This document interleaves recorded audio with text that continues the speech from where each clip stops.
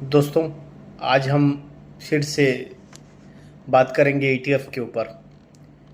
ETF कई प्रकार के हैं, किस में निवेश किया जाए और किसके लिए ईटीएफ है, किसके लिए म्यूचुअल फंड है, ये दोनों चीज़ें आज मैं आपको एग्जाम्पल के थ्रू समझाऊंगा। Welcome back my YouTube channel. दोस्तों, आप सब जैसे जानते हैं मेरा नाम रितेश है और मैं आगे आपको आज ईटीएफ के बारे में बताने वाला हूँ। डेली बेसिस पे मेरा जो चार्ट रिव्यू आ रहा है उसको आप लोगों ने बहुत प्यार और संबंधित लाइक सब्सक्राइब करते रहें। मेरे चैनल पे दो चीज़ें आपको एकदम 100% मिलने वाली है। पहला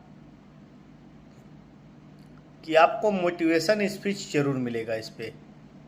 दूसरा, टाइम ज़रूर लगेगा, बाकी आप पैसे बनाएंगे, क्योंकि हम धीरे धीरे निवेश करेंगे, धीरे धीरे ट्रेडिंग करेंगे और बड़े पैसे बनाने की तरफ जाएंगे। हम ऐसा कभी भी वादा नहीं कर रहे हैं कि आपको एक ही महीने में करोड़पति बना देंगे। बाकी ये वादा ज़रूर करते हैं पहले वीडियो से कि अगर हमारी जर्नी में आप शामिल हुए तो इस साल जो है वो अगले साल इससे बेहतर ज़रूर दिखाई देंगे, ये मैं वादा करता हूँ। अब आपकी बुद्धि, आपके विचार के ऊपर है कि आप कितने बड़े ट्रेडर, कितने बड़े इन्वेस्टर और कितने बड़े लर्नर बन जाते हैं, ये आपके ऊपर है। आइए मैं आपको ईटीएफ के बारे में बताता हूँ जो लंबे समय में अच्छा रिटर्न देने के कैपेबिलिटी रखती है। इसके 2-3 रीज़न हैं। अगर जो आदमी एक्टिव नहीं है और वो म्यूचुअल फंड में डालता है पैसा, तो उसके कुछ पैसे बैंक मैनेजर के थ्रू कट जाते हैं। उससे क्या होता है, उससे दो चीज़ें होती हैं कि जितने पैसे लगने के हों, मान लीजिए मुझे 50,000 रुपया लगाना है तो 50,000 में 42,000 लगते हैं, आज वह कट जाते हैं। उस 60,000 को नुकसान ना हो और हमारे 50,000 पे 49,500 रुपये लग जाएं मार्केट में, इसके ऊपर हम बात करेंगे।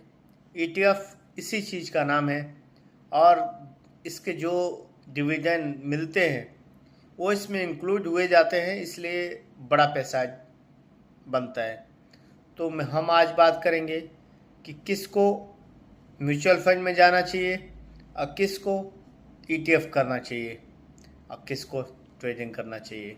ट्रेडिंग में भी बहुत पैसे बनते हैं, बाकी आप पेशेंस के साथ काम करेंगे तो पैसे बनेंगे। तो आइए चलते हैं चार्ट पे और रिव्यू करते हैं कि किसको किस कैटेगरी में जाना चाहिए। फंड की तरफ जाए, लिक्विडिटी फंड की तरफ जाए। 1 साल से कम की अवधि वाली पैसे ना म्यूचुअल फंड में ना ईटीएफ में नहीं लगाएं, क्योंकि उसमें आपका रिस्क बड़ा हो सकता है। तो समझने वाली बात है कि 1 साल से कम वाला जो पैसा है वो आपको एफडी में, लिक्विडिटी फंड में या तो डेब्ट फंड में डालना है। ये 1 दिन से लेके 30 दिन तक, 30 दिन से लेके 1 साल तक के अंदर का फंड है। ये आपको 6% 7% दे ही देंगे। तो आपने समझा कि 1 साल से कम का पैसा एफडी, लिक्विडिटी और डेट फंड में जाना चाहिए। अब हम आपको बता रहे हैं कि 1 से 5 साल की जो दौरान आप पैसे लगाएंगे उसके बारे में। दूसरा तरीका है कि अगर आपका लक्ष्य 5 साल से कम का है, 5 साल से कम का है, तो आप म्यूचुअल फंड और ईटीएफ के बारे में समझ सकते हैं। ईटीएफ निफ्टी 50, निफ्टी 500, जो कि थोड़ा सा रिसर्च आपको करना पड़ेगा और आपको बेनिफिट मिलेगा। 2 चीज़ का बेनिफिट उसमें मिल सकता है। पहला चीज़ है कि आपका जो पैसा है, अगर एग्जाम्पल के थ्रू आप 50,000 रुपये साल का लगाना चाहते हैं, महीने का करीब करीब 4,200 रुपये अगर लगाना चाहते हैं, तो आपको जो फीस देना होता है म्यूचुअल फंड में लगता है वो कम से कम लगता है। बाकी आपको थोड़ा रिसर्च करना पड़ेगा।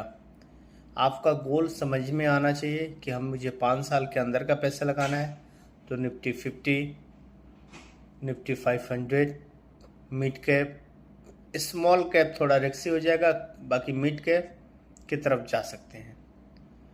दूसरा चीज़ है कि अगर आपका नज़रिया, आप रिसर्च नहीं कर पा रहे हैं, नहीं समझ पा रहे हैं, तो आप म्यूचुअल फंड की तरफ जाएं। म्यूचुअल फंड में भी लार्ज कैप और मिड कैप में जाएं। लार्ज और मिड कैप 5 साल से कम के अवधि वाले शेयर हैं और ETF हैं। निफ्टी 50 एक ऐसा ETF है जो 5 साल से कम में, मतलब लार्जेस्ट कंपनियों में, निफ्टी 50 की 50 कंपनी में लगाती है। एक निफ्टी 100 होता है, निफ्टी 150 होता है ETF। 150 मतलब मिड कैप होती हैं, जो 150 कंपनियां की ऊपर, जो टॉप की 150 कंपनियां हैं, जिसमें 50 कंपनियां लार्ज कैप होती हैं, कुछ कंपनियां उसमें मैक्रोसॉफ्ट होती हैं और कुछ कंपनियां मिडिल की होती हैं। तो आप दोनों में निवेश कर सकते हैं। आप थोड़ा रिसर्च कर सकते हैं तो आप ETF में निवेश करें। रिसर्च नहीं कर पाते हैं, आपके पास टाइम नहीं है, तो आप क्या करें कि आप करें म्यूचुअल फंड।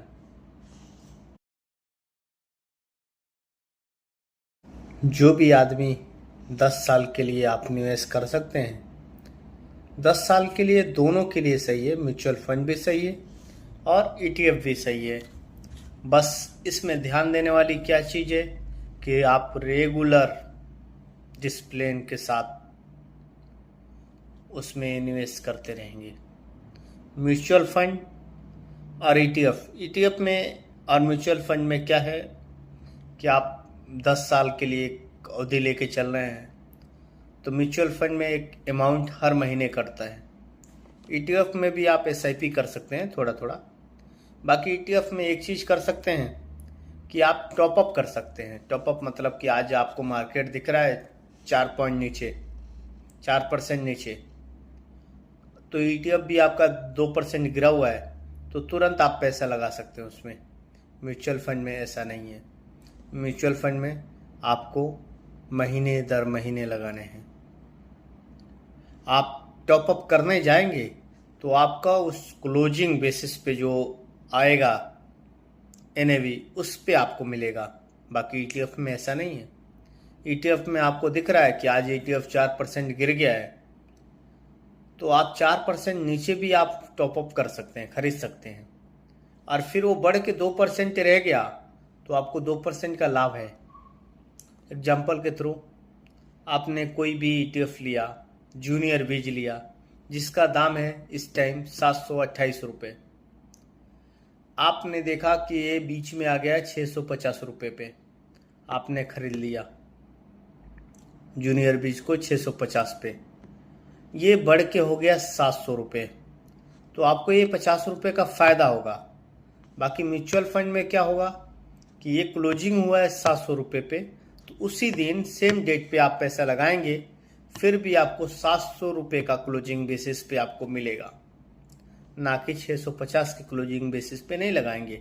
आप पैसा तो लगाएं 650 के टाइम पे, बाकी आपको क्लोजिंग बेसिस पे जो NAV बनेगी उसकी, वो 700 के हिसाब से बनेगी, ना कि 600 के। तो ये बहुत बड़ा अंतर हो जाता है। कई बार अपने पास पैसे होते हुए भी हम देखते हैं कि मार्केट गिरा हुआ है, हम चाहते हैं म्यूचुअल फंड में टॉपअप करना, बाकी वो सुविधा नहीं है म्यूचुअल फंड में वो सुविधा है कि आप क्लोजिंग बेसिस पे ही NAV उसकी होती है। ETF में ऐसा नहीं है। ETF में आप जब चाहें तब खरीदें, जब चाहें तब बेचें। म्यूचुअल फंड में क्या है कि अगर आज आप बेच भी रहे हैं तो आपको 3 दिन में सेटलमेंट आएगा। इसमें ऐसा नहीं है। ETF में आज बेचे, कल के डेट में आपके अकाउंट में सेटलमेंट आ जाएगा, आज शो करने लगेगा। आप इससे ट्रेडिंग भी कर सकते हैं। बाकी इन मार्केटों में आप निवेश कर रहे हैं तो अपने जोखिम, अपना ज्ञान, अपने दोस्तों के साथ, अपने एडवाइजर के साथ ज़रूर सलाह लें इसमें निवेश करने से पहले। ETF मेरे फेवर में, इसलिए मैं फेवर करता हूँ ETF के बारे में, क्योंकि ETF में आप जब चाहें तब खरीदें और जब चाहें तब बेच सकते हैं। आपको अर्जेंट पैसे की रिक्वायरमेंट है तो आप म्यूचुअल फंड में नहीं मिल पाएगा, बाकी आप ETF में तुरंत ले सकते हैं, तुरंत बेच के तुरंत आपको पैसा मिल जाएगा 24 आवर्स के दौरान। जिस भी भाई का 10 साल का निवेश का नज़रिया है, 5 साल का निवेश का नज़रिया है, वो इसमें अप्लाई कर सकते हैं। देख सकते हैं FD से अच्छा रिटर्न मिलता है और अपने नॉलेज के हिसाब से उसको और एडजस्टमेंट किए जा सकते हैं। एग्जाम्पल के थ्रू अगर आपका 5,000 से लेके 25,000 का निवेश है तो वो 5 साल का अगर नज़रिया है तो वो लार्ज कैप में जाना चाहिए उनको, या ETF में आ रहे हैं तो निफ्टी 50 में जाना चाहिए, निफ्टी मिड कैप में जाना चाहिए। जो निफ्टी 100 कंपनियां हैं या 150 कंपनियां उसमें जाना चाहिए। जो म्यूचुअल फंड में आ रहे हैं उनको लार्ज कैप और मिड कैप में जाना चाहिए। जिनका 5 साल से लेके 10 साल का नज़रिया है वो स्मॉल कैप देख सकते हैं और मैक्रो कैप्स देख सकते हैं। मैक्रो कैप वो कंपनियां हैं जिनका 100-200 करोड़ का टर्नओवर है और वो आगे चल के बड़ी हो सकती हैं इसके ऊपर। अब कोई कहे कि रिलायंस 3 साल में डबल हो जाए तो संभवता नहीं है, क्योंकि रिलायंस बहुत बड़ी कंपनी हो गई है। बाकी अगर किसी को कहा जाए कि जोमेटो 3 साल में डबल हो जाए तो हो सकती है। जोमेटो ने 4 बार पिछले 4 सालों में 4 गुना हो गई है। इसी तरह बजाज फाइनेंस कंपनी है, वो भी 10 साल में 10 गुना हो गई है। अभी मुझे अगर पूछा जाए तो मैं जियो फाइनेंस में लगाना चाहूँगा, क्योंकि जियो फाइनेंस एक ऐसी कंपनी है कि आने वाले टाइमों में 10 साल में 10 गुना से लेके 20 गुना भी होने का दमखम रख